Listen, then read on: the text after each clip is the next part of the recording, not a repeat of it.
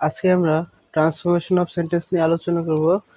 তো চলো শুরু করা যাক। তো প্রথমে আমরা দেখব যে অ্যাফার্মেটিভ সেন্টেন্স থেকে কীভাবে নেগেটিভ সেন্টেন্সে রূপান্তর করতে হয় সেই নিয়মগুলো নিয়ে এখন আলোচনা করব। তো যদি কোনো অ্যাফার্মেটিভ সেন্টেন্সে অনলি এবং অ্যালোন থাকে, অর্থাৎ যদি কোনো অ্যাফার্মেটিভ সেন্টেন্সে অনলি এবং অ্যালোন থাকে আর তা যদি আল্লাহ বা গড অর্থাৎ সৃষ্টিকর্তা অথবা কোনো ব্যক্তিকে নির্দেশ করে, তখন কিন্তু আমরা অনলি বা অ্যালোনের পরিবর্তে আমরা নান বাট ব্যবহার করতে হবে। অর্থাৎ অনলি বা অ্যালোনের পরিবর্তে কিন্তু আমরা এখানে নান বাট ব্যবহার করেছি।